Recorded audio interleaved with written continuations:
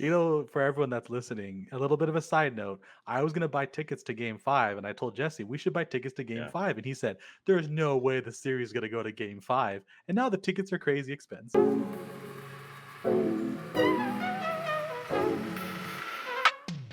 Hello and welcome everybody to the Housing Tips. It's the show where we talk about housing news, housing information, and everything in between. If any of that information sounds like something of interest to you, please consider liking this video and subscribing to the channel. My name's Eric, and I'm one of the hosts. And our second host today needs no introductions because he knows what we're talking about today. Is my co-host Jesse. How are you today, Jesse? What do you mean? I don't know what's the topic for today, man. I had this attire it was just random. Completely random. Interesting. But for all of our listeners and viewers, today we're going to be talking about what are we talking about today, Jesse? The one and only the Dodgers. We tied up the series against the San Diego Padres, forcing that game for Friday. And I told you the Dodgers are gonna take it. You gotta have some faith, man. For everyone that's listening, a little bit of a side note. I was going to buy tickets to game 5 and I told Jesse we should buy tickets to game Yeah. 5 and he said there's no way the series is going to go to game 5 and now the tickets are crazy expensive.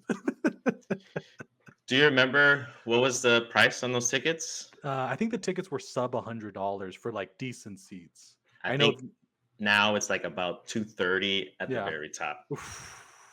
It's okay when they make the championship series, right? World Series. We'll get tickets. You guys heard that? He said, "Okay, I'm in." Well, speaking of which, today that's what our topic is today. A little bit about the Dodgers, a little bit about housing, and Jesse, what's our topic today? I mean, today we're going to talk about some players on the Dodgers team and looking at their houses. Definitely. Yeah. So we chose three of the top name Dodgers.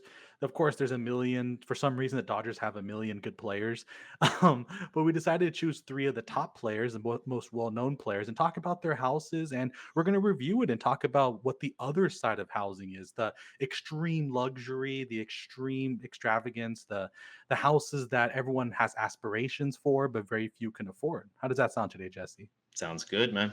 Awesome, let's do it. So the first person we want to talk about is my favorite player. We talked about another video, Shohei Ohtani. He actually moved from the Orange County area to the LA area where he actually bought his first house, which is very interesting that I noticed because when he used to play for the Angels, he didn't buy a house down here. He was just renting. So maybe that's a little bit of foresight for everyone that thought, Otani's going to stay an Angel. He's not going to leave. There's no way. The second he signed with the Dodgers, he bought himself a very, very nice house. And Jesse, I know you want to talk about that. Do you want to go ahead and show what they are to the viewers? No, yeah. So, I mean, once you feel at home, right? Otani was like, I feel at home with the Dodgers. It's time to purchase a property. Um, it's completely biased, but his home is beautiful. We'll show a little bit of photos, but just some details. It's like 7,300 square feet. The lot is about like 40,000. He got a deal on it too. I think it was listed like at 8.3, and he ended up negotiating and getting it for about 7.8. Like, that's pretty nice. But look at the view, dude. He has like that outdoor patio with the pool, the turf, two-story. Gorgeous, man. What do you think about just looking at the first photo? No, 100%. I think any sort of aspirational house that we ever look at, whenever you have an outdoor area that is actually your indoor area, that's when Yeah. you know a house is very expensive. So, for instance, all of our viewers that are watching the video, and I'll explain the house for our listeners. It's an extremely nice house, but one of the main features I see on this house, it actually has an awning that Yeah. it's like part inside, part outside, so which means they don't even care if there's, dust or rain or shine. They want to have their inside outside at Yeah. the same time. So that's something that I see when I look at it. Of course, the pool is fantastic. I know the view is probably to die for. I know that we'll definitely pull up some images about what the view looks like as well. But most, especially people in Southern California, when you're the well-to-do people, when you're the aspirational owners of homes, typically your view is almost always on a hill or it's facing the ocean, and this is no exception. His house is definitely extremely nice in the hills, tucked away from everyone else that could possibly bother him and see him. So, it's great to know that Otani's probably going to be a Dodger the rest of his career, because why else would you give up a house like this? Oh yeah, I mean it's gorgeous, that indoor outdoor like you said, it's going to be a little bit harder like for him to clean, but I don't think Otani is the one who's doing the dusting in that house, so he'll be fine. No, definitely. And actually, I did have one question about, you said the price. So the house was listed for 8.5 million, but then he ended up buying it for 7 million. How does the market differ from, normal houses, moderately priced houses compared to the ultra Yeah. luxury houses? No, yeah, he if I double check, it was listed at 8.350, so 8,350,000. It was actually like on the market for almost a year, 315 days, and he got it at 7.8 50, so 7,850,000. You're not gonna get your typical buyers, right? Your lines for the open house, you're gonna get less people at those price points. So you could really snag a deal since there's less competition. No, 100%. And it's very interesting to say, though, that with those ultra high priced luxury homes, there's always deals to be made. I Yeah, know that, Kanye West bought a house for, it was posted for 50 million. He bought it for 30 million. He was able to take off a huge portion of it, because realistically, how many people can afford an $8 million mortgage? right, right. You're And I looking don't at, know what he did to that property. I think he completely like gutted it for a music video and he took a loss, like a 30 million loss on the property. But that's Kanye for you. yeah, that's Kanye for you. That's crazy. But moving on to our second player, we're gonna be talking about Mookie Betts, which is my second favorite player on the team. This is why, as you can tell, I got to choose the players. But the They're second all player, great. I'll pull it up on the screen, is we're gonna show Mookie Betts' house, which his house isn't actually built yet. I know that he's working on having it built. Is that correct, Jesse? I know you did a little bit of research on it. Yeah, I think it's like under construction. I believe I don't know if it's already built and he is doing more additions, but I know that he got it for a staggering price, 14,950,000. Plus, Mookie's gonna, he's doing certain additions. So I believe it's built because I see, certain like square footage. I see 9,278. I see a lot of like 93,000. So, but don't really have photos on it just due to the exclusivity of the listing. But that price point, Mookie's putting in that amount and he's going to do some repairs. Good for you, Mookie. No, definitely. It's great to know that there's different options for that as well. And, moving into our last person, which is actually one of my favorite players. He just retired though.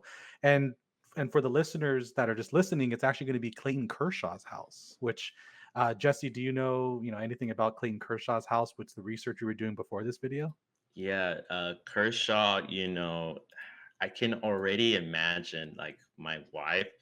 She likes Kershaw, but she gets a little cringe when it's like the playoff season. I think still a little bit hurt from that series with the Astros, but Kershaw, he got a property in Studio City for about 5.8 million. And his, as you can see from the photos, like it's gorgeous. It's beautiful, man. No, definitely. And it's honestly too, looking through the photos as well. It's actually kind of a modest house too. It's not, it Yeah. is a very expensive house. Yes, it's extremely luxurious house in every means. But looking at it from the front, it actually doesn't look too much more than just an average house, but just exploded into a much bigger size. Yeah, yeah. But once you go through, like you see, he has his master suite, like walk-in closets. He has a movie theater. He has what was really odd that I found cool. He has a built-in espresso machine. It's like built in. I'm like, he must love his espresso. So, um, Definitely. I mean, looking at what's that commercial that's on right now, the Taco Bell one, where Devonte Adams has a built-in Taco Bell at his oh yeah, house.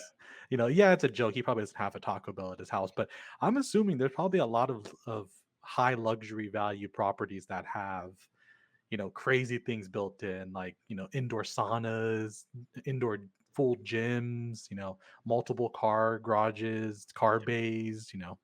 I definitely think it's at the other spectrum of ultra luxury where sometimes their house will look normal, but then inside of it has crazy things. If you were able to get like like special requests from the builder and put into your house, what would you request? That is a fantastic question.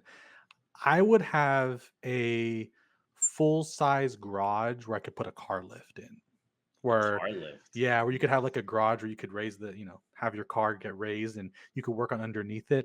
I think having to get jacks and having to, like, move everything around and, try to, like, tip your car over so you could work on a certain thing.